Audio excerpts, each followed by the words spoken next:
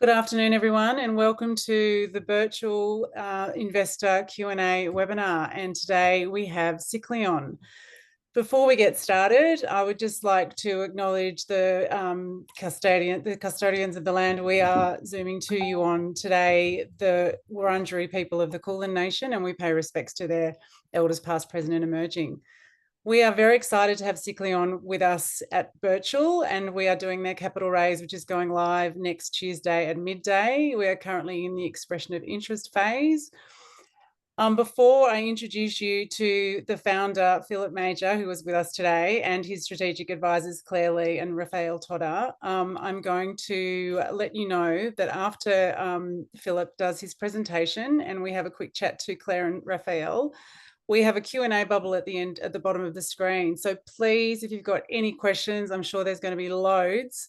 This is a fabulous business of converting global waste into energy. It's just brilliant and exciting. So please pop them into the Q&A bubble at the bottom, and we will go into a Q&A session after the presentation and the chat with everyone. So no, let's not waste any more time. Philip, over to you. Thank you. Thank you so much, Mel, and welcome everyone. I know everyone's time is very precious, so yeah, we'll jump straight into it. It'll also give you the most time to ask questions and give us the opportunity to sort of provide some answers.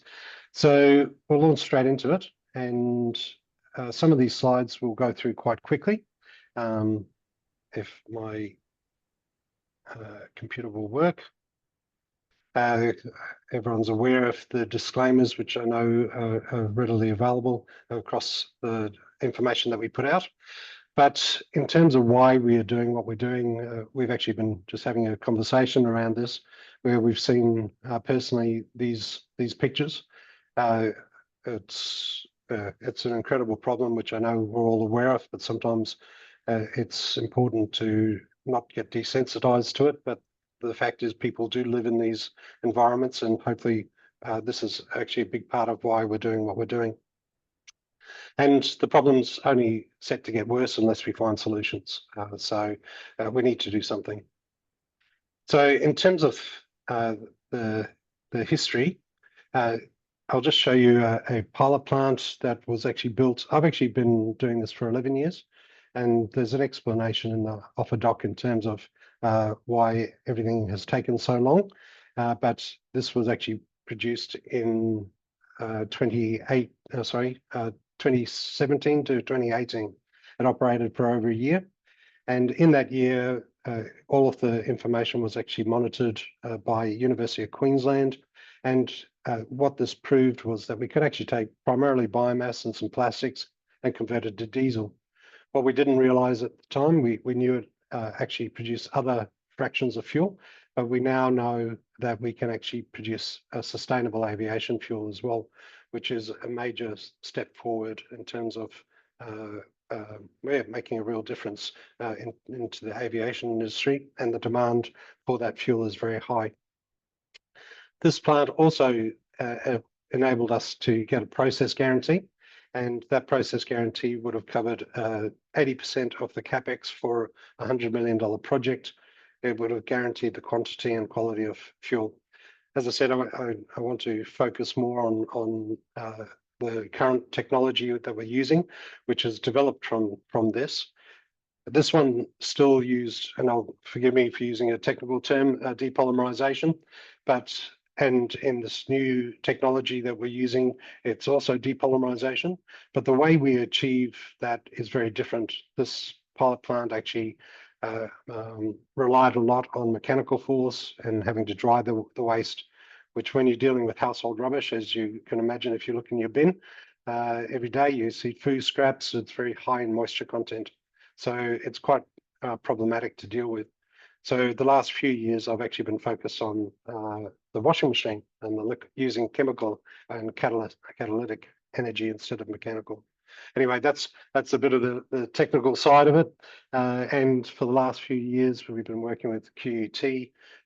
They've been doing a great job, and you'll see a video in a moment of the oil that's produced from mixed waste.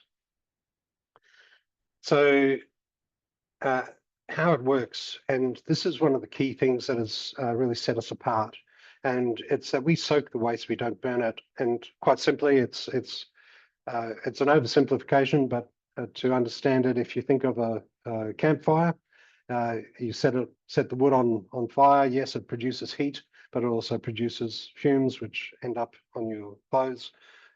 Hence, you start smelling of smoke. So the difference is that we put that wood into a bucket of water.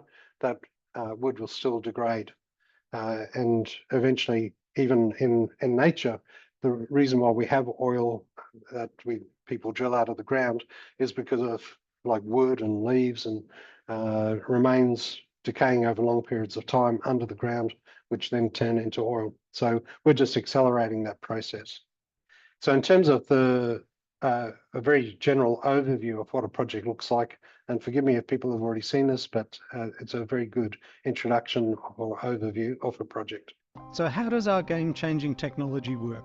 It all starts when your household rubbish is collected and delivered to one of our Cyclion plants. Your rubbish then gets tipped into a trommel to remove unwanted soil and glass fragments before moving into the Cyclion liquefaction vessel. Essentially an oversized washing machine where it's exposed to various cycles of special green catalysts. During the washing cycles, the biomass and plastics are liquefied at less than 310 degrees Celsius and at atmospheric pressure, basically the most environmentally friendly way possible. This then produces an oil before being refined to produce different kinds of fuel or processed further to produce electricity. And the resulting exhaust, the CO2, is then processed through algae tanks and converted to oxygen, meaning no big gas columns and greatly reducing our carbon footprint. And that's another thing that's incredibly important, because we really value support and transparency. And one of the criticisms that a lot of waste to energy companies come under is, especially local communities where they're being built, is people are very worried about what is actually coming out of the smokestacks, the chimneys. So in our process, it'll actually be going through algae reactors such as this. So we won't have the smokestacks. And also in terms of transparency, a part of our plan is to work with local universities. So we don't just do a life cycle analysis at the start of a project and say we're really good, but there's no accountability.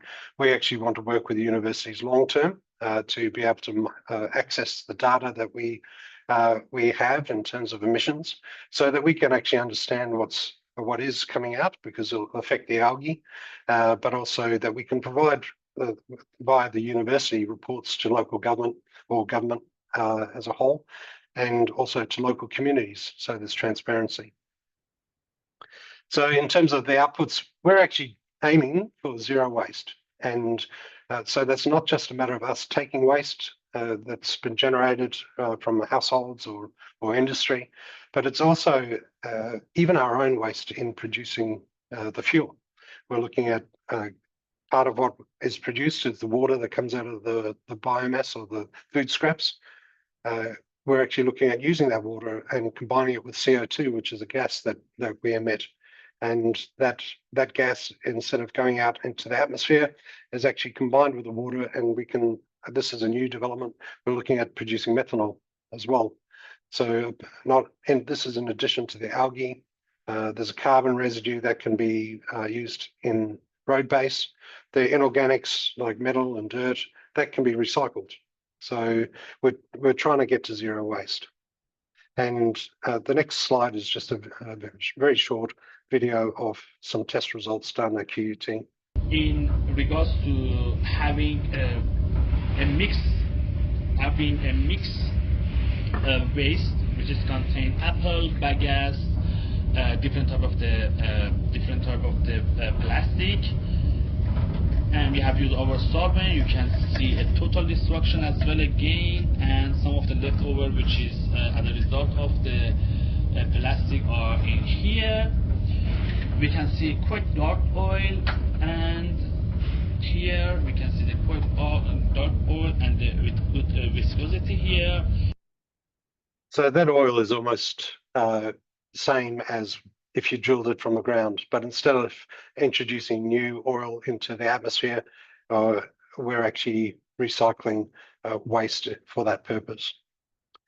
So how do we move forward from the laboratory to a commercial and a viable project? And it's got to be financially sustainable in order to make the biggest impact that we want in the world.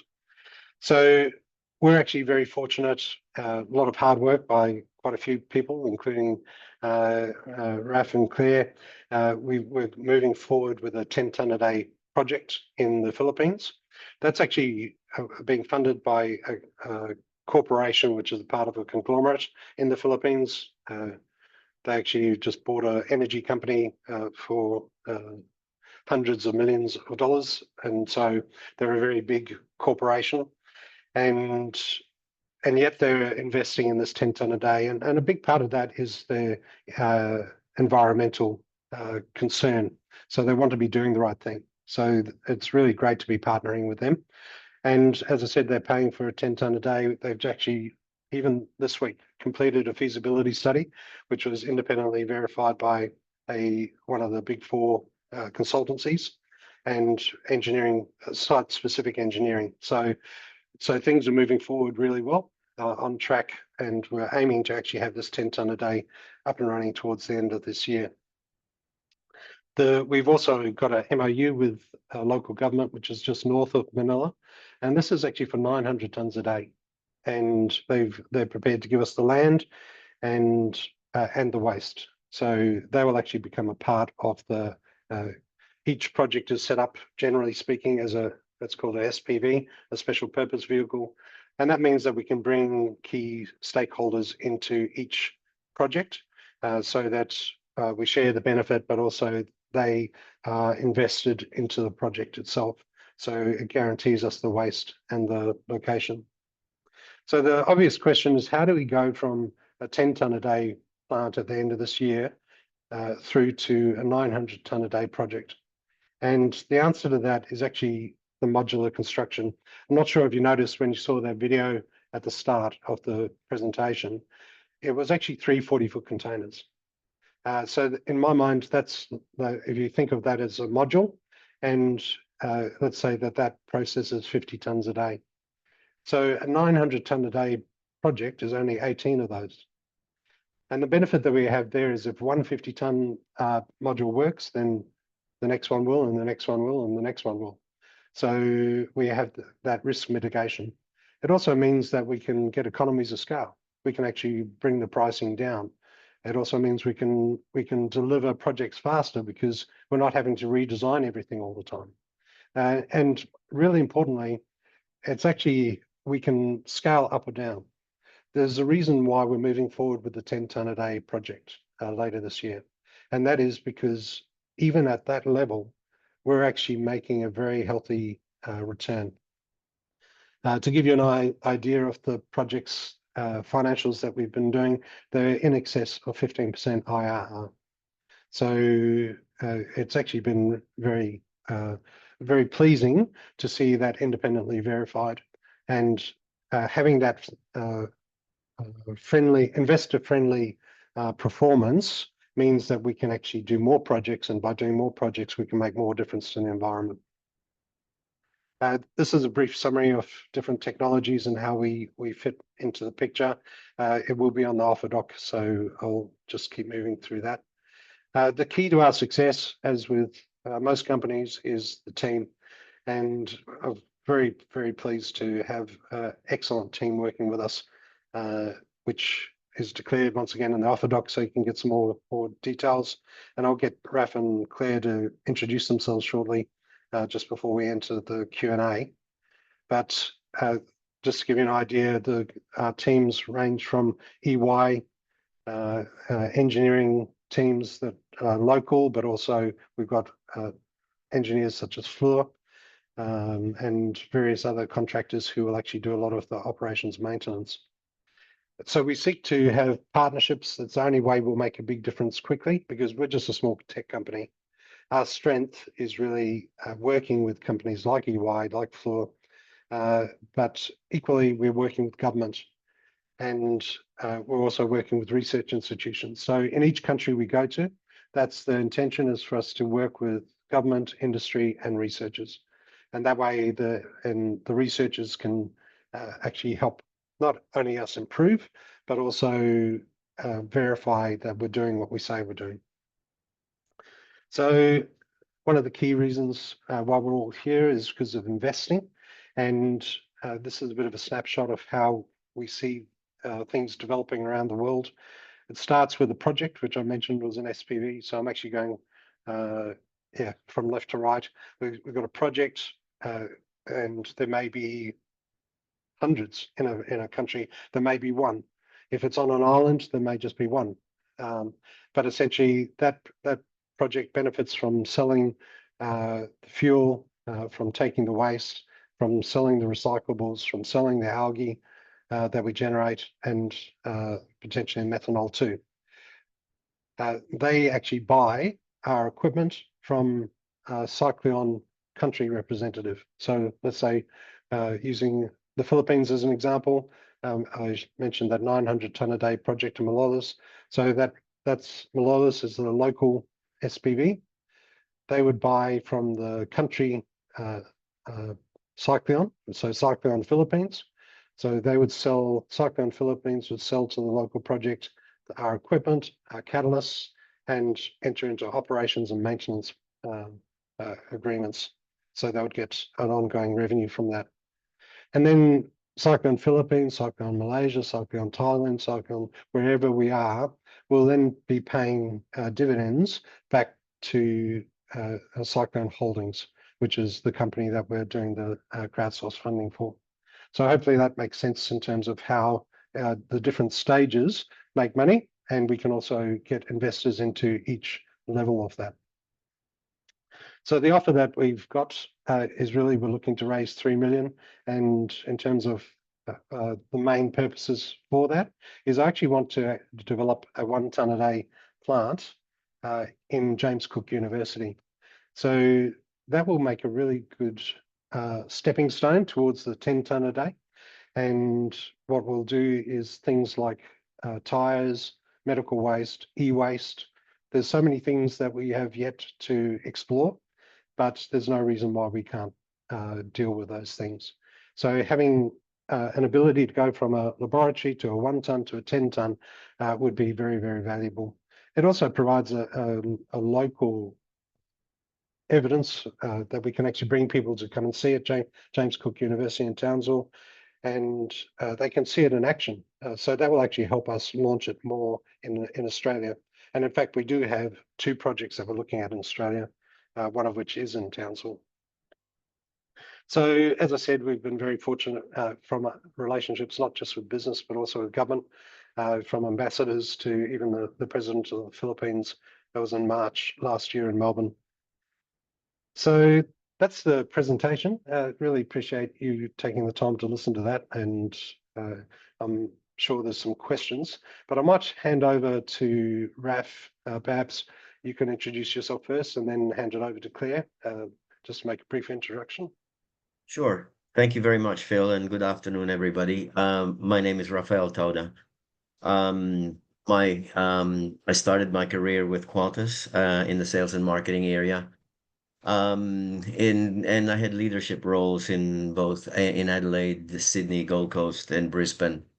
I led the launch of the Qantas entry into South America, and also was a director of sales and marketing for the 5 island resorts on the Great Barrier Reef that Qantas owned at the time. And in 1996, I founded my own consultancy company, which is on strategic direction. My industry focus has been quite diverse. E-mobility, renewables, electric, mass transport, event development. And key clients included Aussie Mail, American Express, BMW, Accor Vacations, Cycling Australia, V8 Supercars, and BCDA, which is the Basis Conversion Development Authority of the Philippines. I introduced the first driverless shuttle to Australia in a trial in Adelaide in 2016. Amongst things that the consultancy has done, and I was appointed also to develop the 20-year legacy plan for a sports complex and athletes village by the Bases Conversion Development Authority in New Clark in the Philippines. I'm currently advising Cyclion in the for Philippine projects and entry into the country.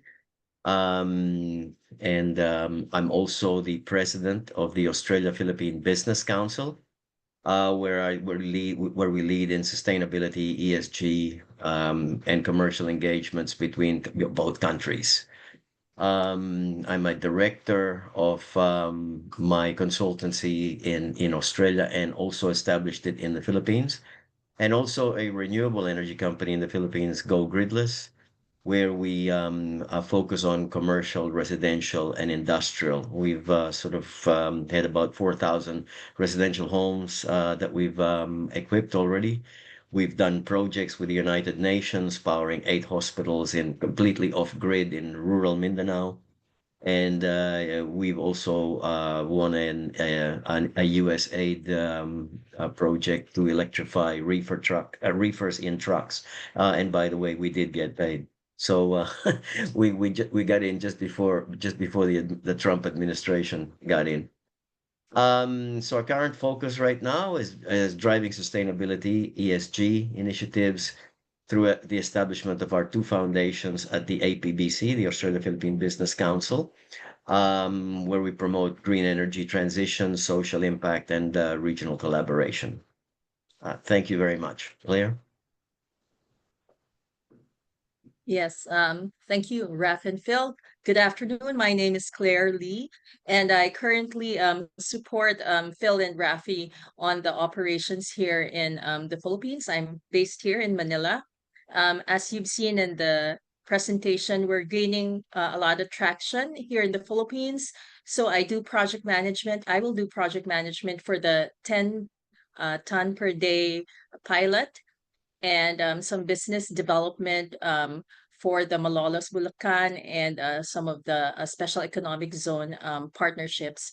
My background is I have 20 years of experience in government. I served under President Gloria Macapagal Arroyo, and I did international development and international relations through the Singapore Embassy here in Manila. And I started my renewable energy career as a renewable energy developer.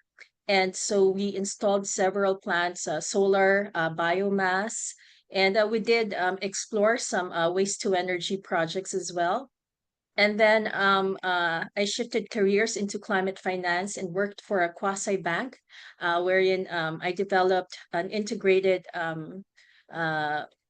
system wherein we develop and as well as finance solar rooftop projects. My last gig was with the USAID. I was a senior advisor for policy and finance. And that's why I'm also familiar with Rafi's project with the solarization free for trucks. That was during our time. But as you all well know, USAID got suspended. A lot of people were out of work. After that, I put up my own advisory, and that's how I met Phil and Rafi. Cyclion's projects are definitely aligned with my experience and things that I believe in. As Phil mentioned earlier, here in the Philippines, we have so many landfills. And it's really a pity because a lot of those communities live on top of those landfills. And Cyclion definitely is a solution for these kinds of problems and issues. So thank you very much. Back to you, Philip. Thanks, Claire. Melissa? Thanks. Hand Thanks. over to you. Thanks, everyone. Phil, do you want to just close down your presentation so then we can see you all better? That's it. Fabulous. Cool. Thank you. Oh, Claire, we've lost Claire. Oh, there she is. Thank you all. That was really interesting to hear more about Cyclion. I feel like it's not just a brilliant business to invest in, but just a brilliant business to be involved in just for the future of the planet. And I just hope that there's more people that are putting their minds and their brains and their expertise into helping our oceans and our waste, our terrible global waste problem. Everybody who is on this webinar, potential investors, please, if you've got any questions, please put them in the Q&A bubble now. I just would like to ask Phil, why did you choose Birchal and CSF funding as an investment option rather than going to a family office or angel investor? Sure.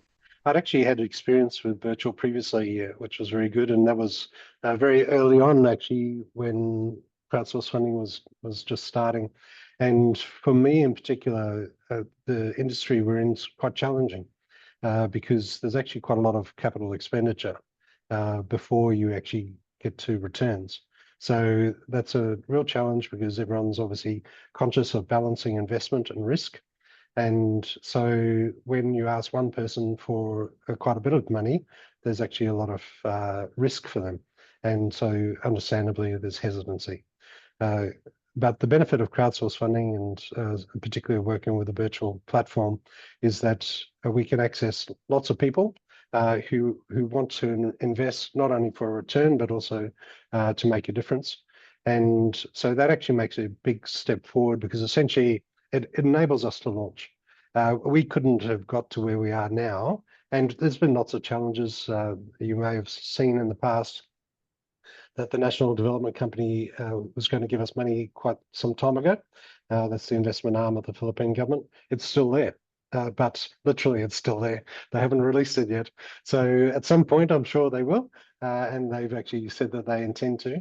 But the fact is that we need to keep the business moving forward, not rely on government funding.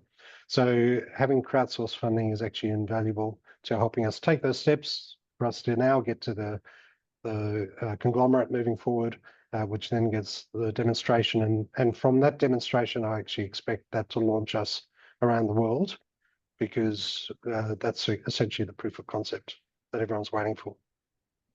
Yeah.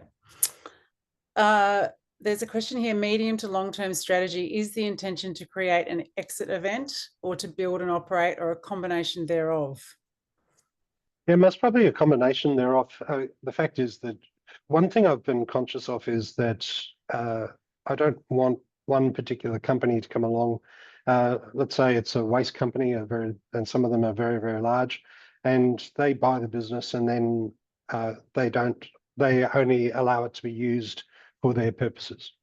The reason for that is that we don't want to limit the impact. We want actually to have as many businesses as possible to be using it so we make the greatest impact on the environment. In terms of exit events, yes, there would be different options.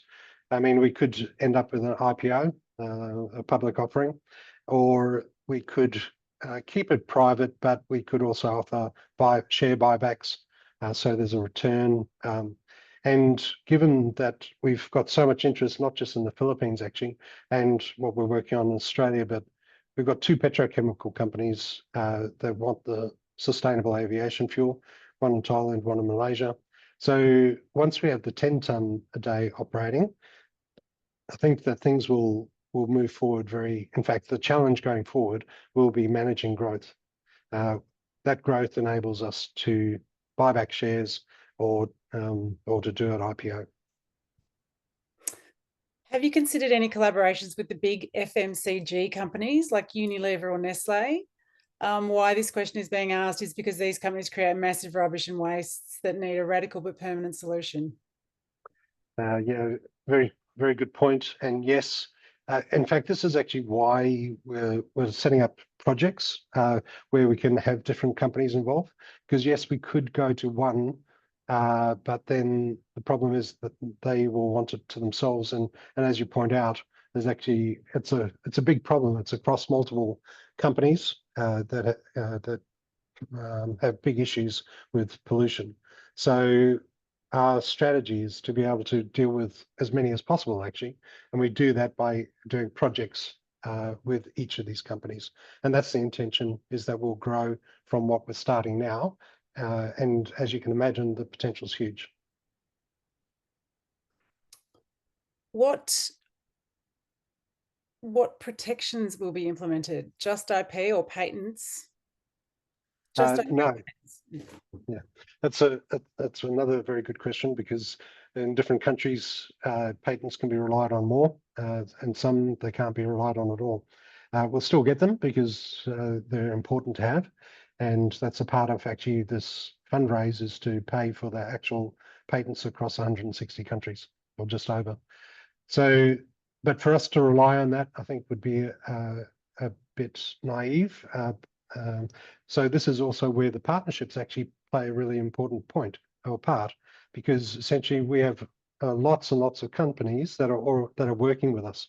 So that creates it makes it easy for them to access the technology without having to try and break laws and copy.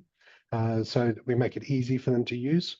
Another thing is that we actually manufacture the equipment different to the actual special Cyclion catalytic fluid. So they're made by different companies, oftentimes in different countries. And so we protect the IP, that no one's actually got all of the IP, only we do. So there's other strategies as well, but they're the main ones. So is there, talk to me a bit more about the fuel, the aviation fuel and the fuel part of the business and selling the fuel. How does that look? Yeah, so our core business is converting the waste into an oil. There are people that do recycling, and our intention is not to displace them. We will work with them, in fact.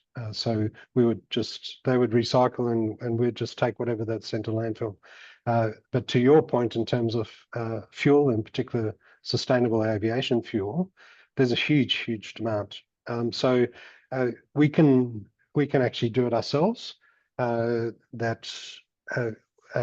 we break it into different fractions. I'm not sure if you're familiar, and I won't go into the technical detail, but essentially the oil that you saw earlier can actually be broken into like diesel, sustainable diesel, sustainable aviation fuel, and refined so it can be used directly into vehicles or directly into planes. But if there's a local refiner nearby, we can equally just sell that into their facility, because they've already got the facilities, already got the expertise, and that way we can actually focus on growing more projects because we're leveraging off other people's strengths. So question, sorry, carry so on. can I just say one other thing, which is actually really important, is that we're actually now, as in the last month or two, joined with an alliance called Island Sky Alliance in the Philippines.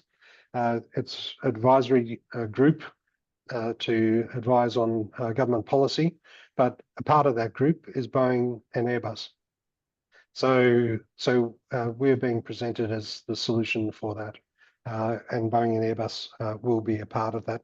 So there's lots of, you can imagine the opportunities are huge, and so that's why after this 10 tonne a day, it's more a matter of how do we sustainably grow and manage the growth and be wise where we can.